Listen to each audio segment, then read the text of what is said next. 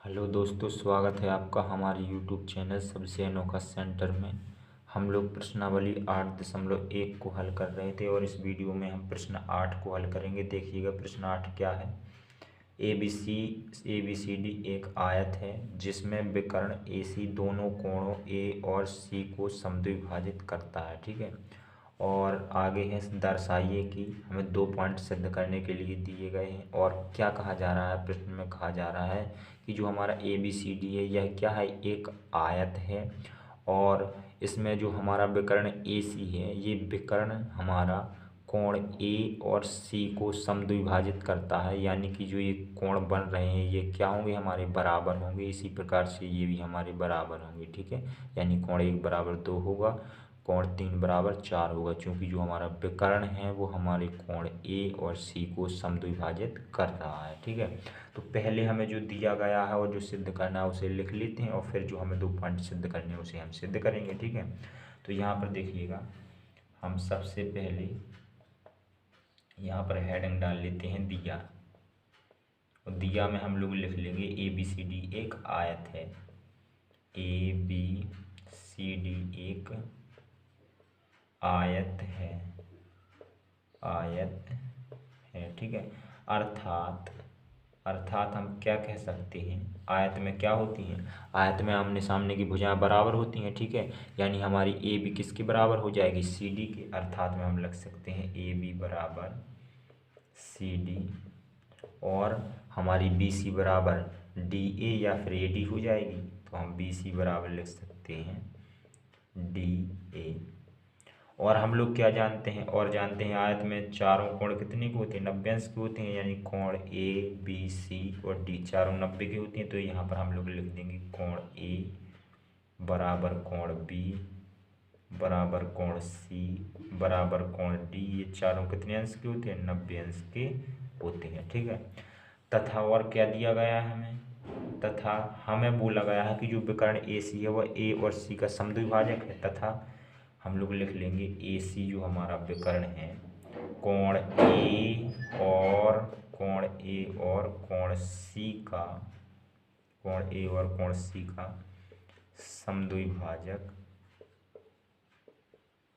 समद्विभाजक है।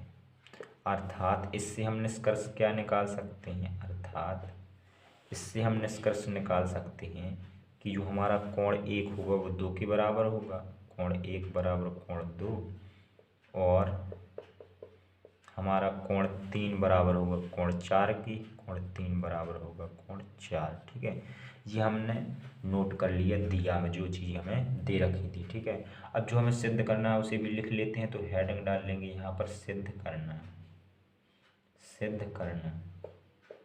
और सिद्ध करने के लिए हमें 2 पॉइंट दिए गए हैं, दोनों पॉइंटों को हम यहाँ नोट कर लेंगे। तो क्या है, पहला पॉइंट हमारा है ए बी सी डी एक वर्ग है, ऐसा हमें सिद्ध करना है, एक वर्ग है। तो ये सिद्ध करने के लिए हमें क्या करना पड़ेगा, यहाँ पर अर्थात करके लिख देते हैं, अर्थात। यानी कि हमें ये बी सी डी वर्ग सिद्ध करना है तो हमें क्या करना होगा, तो हम लोग जानते हैं वर्ग की चारों भुजाएं बराबर होती हैं और चारों कोण 90 अंश के होते हैं। ठीक है, तो वर्ग सिद्ध करने के लिए एक तो हमें चारों भुजाएं बराबर दिखानी पड़ेंगी। यानी ए बी बराबर बी सी बराबर सी डी बराबर डी ए, तथा कोई हमें चारों कोणों में से एक कोण 90 अंश का दिखाना पड़ेगा। तथा मान लेते हैं हम कोण डी को 90 अंश दिखा देंगे। ठीक है, किसी भी कोण को 90 अंश दिखा सकते हैं, उसमें कोई दिक्कत वाली बात नहीं है। तो हमें पहला पॉइंट सिद्ध करने के लिए एक तो चारों भुजाएं बराबर दिखानी पड़ेंगी और दूसरा हमें कोई एक कोण 90 अंश का दिखाना पड़ेगा। ठीक है, अब दूसरे वाले पॉइंट को भी नोट कर लेते हैं जो हमें सिद्ध करना है। दूसरा पॉइंट क्या है, विकर्ण बी डी दोनों कोणों बी और डी को समद्विभाजित करता है। ठीक है, समद्विभाजित करता है। तो यहाँ पर पहले तो इसे नोट कर लेंगे, विकर्ण बी डी, विकर्ण बी डी दोनों कोणों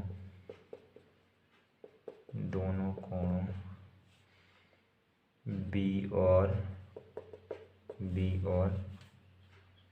यहाँ पर बी और डी दोनों को समद्विभाजित करता है।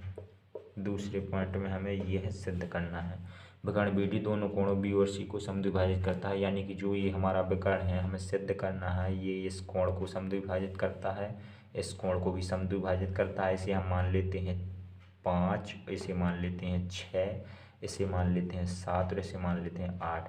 तो हमें विकर्ण BD को कोण B और D का समद्विभाजक सिद्ध करने के लिए कोण 5 बराबर 6 दिखाना होगा और कोण 7 बराबर कोण 8 दिखाना होगा। तो यहाँ पर हम लोग लिख देंगे अर्थात में, यहाँ पर अर्थात यदि हम कोण 5 बराबर 6 दिखा दें तथा कोण 7 बराबर 8 दिखा दें तो हमारा सिद्ध हो जाएगा। जो भी हमें सिद्ध करना है B और D को समद्विभाजित करता है। ठीक है, तो अब हम लोग सिद्ध करना स्टार्ट करते हैं। यहाँ पर हेडिंग डाल लेते हैं उपपत्ति।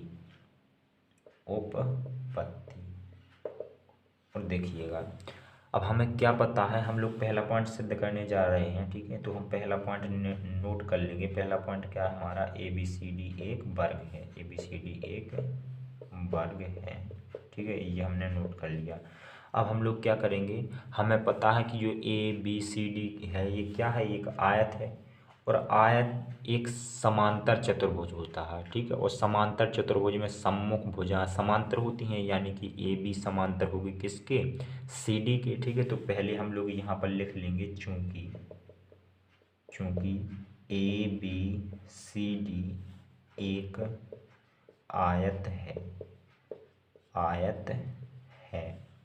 ठीक है, आयत है तो हम क्या कर सकते हैं, हम कह सकते हैं AB समांतर होगी CD की। चूंकि आयत समांतर चतुर्भुज होता है और समांतर चतुर्भुज की सम्मुख भुजाएं समांतर होती हैं, तो हम कह सकते हैं जो हमारी AB होगी वो हमारी समांतर होगी CD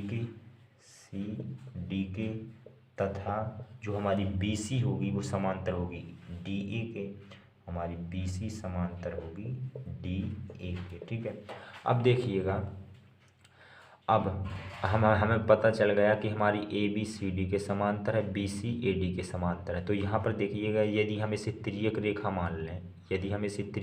मान लें और इन्हें समांतर रेखाएं जी हमारी हैं, ये समांतर रेखाएं हैं और ये एक तिर्यक रेखा, तो ये वाले कोण हमारे क्या होंगे, ये वाले कोण हमारे कहलाएंगे एकांतर अंतः कोण। एकांतर अंतः कोण समांतर रेखाओं के लिए बराबर होते हैं, यानी कि हमारा कोण एक किसके बराबर हो जाएगा, कोण 4 के बराबर हो जाएगा। तो हम लोग लिखेंगे यहाँ पर, इसलिए यहाँ पर लिखेंगे हम, इसलिए कोण 1 बराबर हो जाएगा हमारा कोण 4। ठीक है, कोण 1 बराबर कोण 4 तथा, ठीक है, तथा यदि हम इन्हें समांतर रेखा लें, तिर्यक रेखा इसी को लें, तो ये वाला कोण हमारा और ये वाला कोण हमारे एकांतर अंतः कोण होंगे। ठीक है, और एकांतर अंतः कोण बराबर होते हैं चूंकि ये समांतर रेखा हैं, तो हम कह सकते हैं कोण 2 बराबर हो जाएगा 3। कोण 2 बराबर क्या हो जाएगा, कोण 3 हो जाएगा। ठीक है, अब यहाँ पर देखिएगा, चूंकि हम यहाँ पर लिखेंगे चूंकि हमें यहाँ पर दिया में क्या दिया गया है, कोण 1 बराबर क्या दिया गया है, हमें कोण 2 दिया गया है। ठीक है, कोण 1 बराबर दिया गया है हमें 2, तो यहाँ पर हम लिख लेंगे कोण 1 बराबर कोण 2। कोण 1 बराबर 2 लिख लिया, और तथा और क्या दिया गया है हमें, 3 बराबर क्या दिया गया है, कोण 4 दिया गया है। कोण 3 बराबर कोण 4।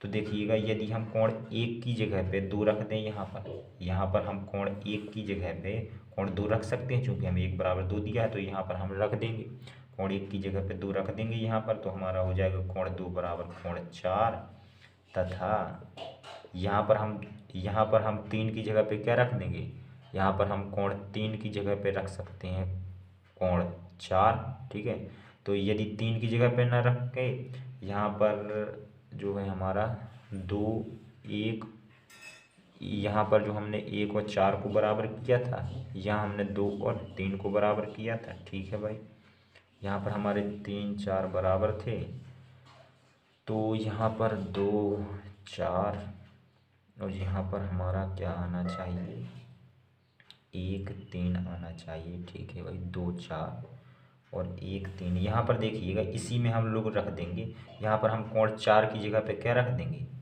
अभी हमने क्या किया देखिएगा, ये चीज़ हमें 1 बराबर 2 3 बराबर 4 हमें यहाँ पर दी गई थी। ये हमने समांतर रेखाओं से ये चीज़ निकाली।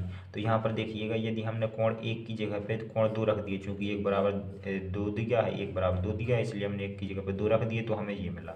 अब हम क्या करेंगे, 4 की जगह पे कितना रख सकते हैं, कोण 4 की जगह पे रख सकते हैं कोण 3। तो यहाँ पर कितना बन जाएगा, हमारा कोण 1 बराबर बन जाएगा कोण 3। ठीक है। अब यहाँ पर देखिएगा, हमने क्या निकाला है, कोण 2 बराबर 4 निकाला है, कोण 1 बराबर 3 निकाला है। अब आकृति में देखिएगा, कोण 2 बराबर क्या है 4 और कोण 1 बराबर क्या है 3, यहाँ पर अभी हमने निकाला हुआ है। ठीक है। तो हम लोग जानते हैं कि त्रिभुज की बराबर कोणों की सम्मुख भुजाएं बराबर होती हैं, यानी कि हमारा 2 बराबर 4 है। यहाँ पर देखिए 2 बराबर 4 है, तो इनके सामने की भुजाएं AD और CD क्या हो जाएंगी, AD और CD हमारी बराबर हो जाएंगी। चूंकि इस कोण के सामने की भुजा ये है, इस कोण के सामने की भुजा ये है, ये दोनों कोण बराबर हैं, इसलिए ये दोनों भुजा भी बराबर होंगी। ठीक है। तो यहाँ पर हम लोग लिख सकते हैं, इसलिए यहाँ पर चूंकि हमने ये कोण बराबर दिखाए हैं, इसलिए हम लोग कह सकते हैं कि जो हमारी CD भुजा है वो बराबर हो जाएगी, हमारी CD भुजा बराबर हो जाएगी AD के, तथा ठीक है, तथा इसी प्रकार से हमने क्या 1 बराबर 3 निकाला है यहाँ पर। तो 1 और 3 ये दोनों बराबर हैं, ये दोनों बराबर हैं। तो देखिएगा, इनके सामने की भुजाएं AB और BC भी बराबर हो जाएंगी। इसके सामने की भुजा AB, इसके सामने की भुजा BC। तो यहाँ पर लिख सकते हैं हम, तथा AB बराबर क्या हो जाएगी हमारी BC। ठीक है।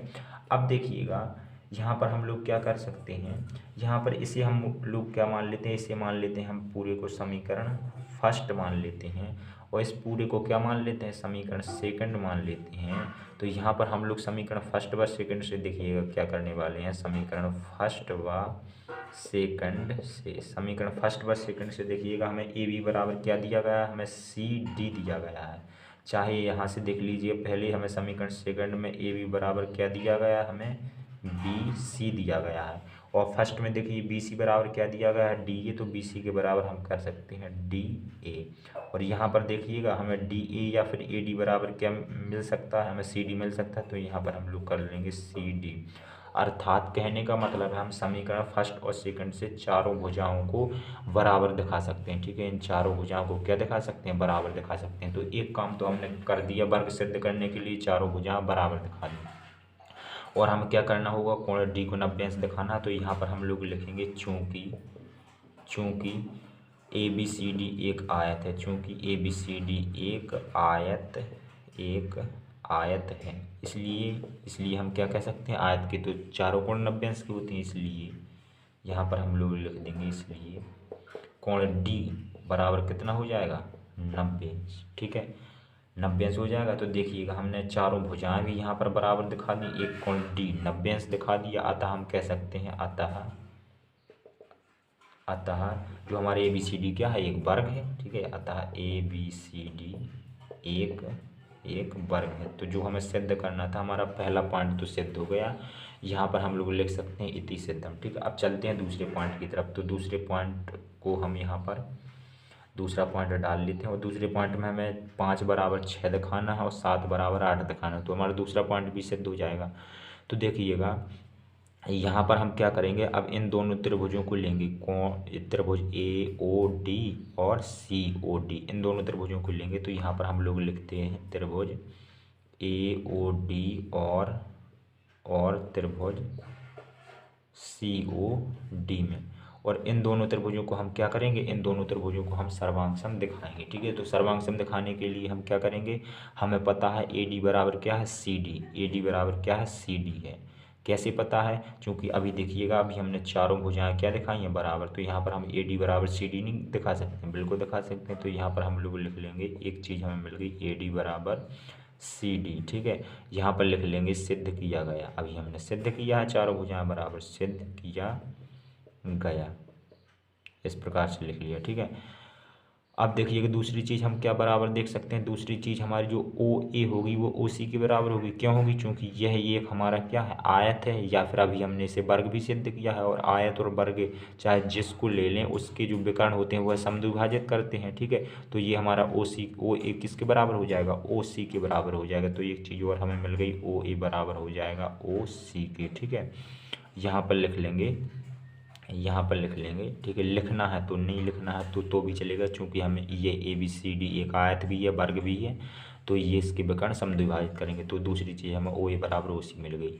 तीसरी चीज़ हम क्या देख सकते हैं, तीसरी चीज़ जो हमारी OD है, ये वाली भुजा, ये दोनों त्रिभुजों के लिए है, यानी दोनों त्रिभुजों को बना रही है, तो जो हमारी OD होगी वह दोनों त्रिभुजों में आएगी, यानी कि भुजा तो एक ही है तो वो दोनों के लिए बराबर होगी, चूँकि दोनों मिल रही है तो यहाँ पर लिख देंगे उभयनिष्ठ, उभयनिष्ठ लिख देंगे, ठीक है। उभयनिष्ठ इस प्रकार से हमने लिख दिया। अब हमने 3 पार्ट बराबर दिखा दिए तो ये हमारे दोनों त्रिभुज हो जाएंगे सर्वांग, तो हम लोग लिख देंगे अतः त्रिभुज AOD सर्वांग सम त्रिभुज COD। और कौन से नियम से, चूंकि हमने तीनों भुजाएं बराबर दिखाई हैं इसलिए S सर्वांग समता से लिख देंगे। यहाँ सर्वांग समता से जो दोनों त्रिभुज हमारे सर्वांग सम हुए हैं वो कौन से नियम से हुए हैं, S सर्वांग समता से सर्वांग सम हुए हैं, ठीक है। अब हमने इन दोनों त्रिभुजों को सर्वांग सम कर दिया तो कोण 7 और 8 इनकी संगत पाठ है, ठीक है। तो इनकी संगत पाठ हम जानते हैं कि बराबर होते हैं सर्वांग सम त्रिभुजों के, तो हम लोग लिख सकते हैं इसलिए जो हमारा कोण 7 बराबर होगा वो क्या हो जाएगा, हमारा कोण 8 हो जाएगा। कैसे हो जाएगा, CPCT से हो जाएगा, ठीक है।